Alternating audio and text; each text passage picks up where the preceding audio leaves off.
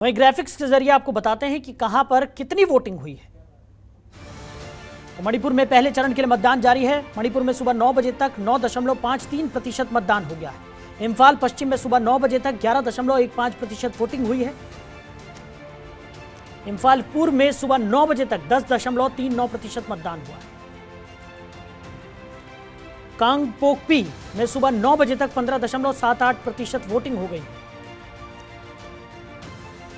चुराचंदपुर में सुबह 9 बजे तक 4.97% मतदान हुआ है।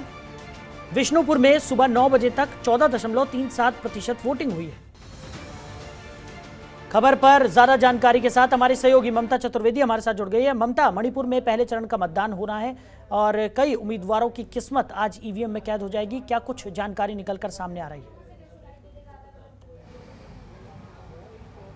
जी बिल्कुल साहिल, अगर मणिपुर विधानसभा क्षेत्र की बात करें तो तकरीबन पहले चरण में 38 विधानसभा सीटों पर मतदान का जो सिलसिला है वो सुबह 7 बजे से शुरू हो गया है। और अगर देखें मतदान की प्रतिशत तो लगातार लोग मतदान बूथों पर पहुंच रहे हैं और मतदान कर रहे हैं। लेकिन अगर मणिपुर की हम बात करें तो 29 पर्वतीय क्षेत्र है जहाँ पे सबसे ज़्यादा मुश्किलों का सामना करना पड़ रहा है। हालांकि चुनाव आयोग की तरफ से तमाम तरह के इंतजाम किए गए हैं ताकि लोगों को ज़्यादा समस्याओं का सामना ना करना पड़े, वो आसानी के साथ अपने मताधिकार का इस्तेमाल कर सके। वहीं दूसरी ओर अगर मुख्यमंत्री एन बीरेन की बात करें तो सुबह सुबह सबसे पहले उन्होंने पूजा अर्चना की और उसके बाद वो मतदान करने पहुंचे। हालांकि मतदान करने के बाद उन्होंने पूरा भरोसा जताया कि जिस तरीके से बीजेपी सरकार ने मणिपुर में कामकाज किया उसको देखते हुए उनको ऐसा भरोसा है कि एक बार फिर से मणिपुर की जनता उन पर भरोसा जरूर जताएगी। हालांकि एन बीरेन के साथ साथ उनके कैबिनेट के और भी कई सहयोगी हैं जिनकी किस्मत आज दांव पर लगी हुई है। लोग वहां पर मतदान कर रहे हैं। तकरीबन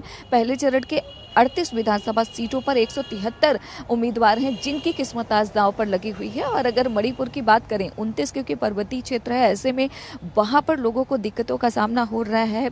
शांतिपूर्ण तरीके से वहां पर मतदान हो सके इसके लिए चुनाव आयोग ने पूरा इंतजाम किया है। सुरक्षा की अगर बात करें तो तमाम जगहों पर अर्धसैनिक बलों की भी तैनाती की गई है ताकि शांतिपूर्ण तरीके से चुनाव संपन्न हो सके। हालांकि मतदान जो है वो शुरू हो चुका है सुबह 7 बजे से और अगर मतदान के सिलसिले की बात करें तो वो लगातार जारी है। और देखना यही होगा कि जब शाम 6 बजे तक मतदान थमेगा तो आखिरकार मणिपुर की जनता किस पर ज़्यादा भरोसा दिखाती है, क्योंकि जितने भी जिनकी जो मंत्री हैं खासतौर पर मणिपुर में, उनका तो यही कहना है कि एक बार फिर से मणिपुर की जनता उन पर भरोसा जता सकती है। हालांकि 10 मार्च को तस्वीरें साफ होंगी कि आखिरकार मणिपुर की जनता ने किस पर ज़्यादा भरोसा जताया है। लेकिन चुनाव आयोग की अगर बात करें साहिल तो जिस तरीके से इंतजाम किए गए हैं, लोगों की अगर बात करें तो उनका भी यही कहना है कि इंतजाम तो पर्याप्त मात्रा में है, क्योंकि 29 पर्वतीय क्षेत्र और बाकी 9 जो मैदानी क्षेत्र हैं वहां पर तो ज़्यादा दिक्कत नहीं है। लेकिन पर्वतीय क्षेत्र में लोगों को आने जाने में काफ़ी कठिनाइयों का भी सामना करना पड़ रहा है। उसके लिए तमाम तरीके के इंतजाम चुनाव आयोग की तरफ से कराया गया है ताकि लोगों को दिक्कत ना हो। जहाँ तक सीनियर सिटीजन का सवाल है, उनके लिए भी घर से भी मतदान करने का इंतजाम किया गया है। हालांकि चुनाव आयोग लोगों से यही अपील कर रहा है और देश के प्रधानमंत्री ने भी सुबह एक ट्वीट किया जिसमें उन्होंने कहा कि लोगों को अपने मताधिकार का इस्तेमाल करना चाहिए।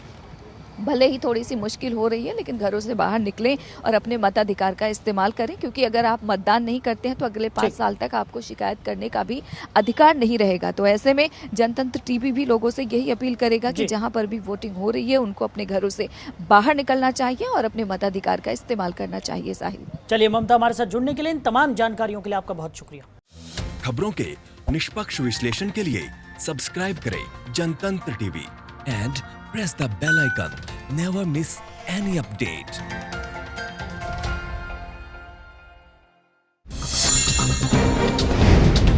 डाउनलोड कीजिए जनतंत्र टीवी ऐप को, जो कि अवेलेबल है गूगल प्ले और ऐप स्टोर पर। अधिक जानकारी के लिए अभी डाउनलोड करें।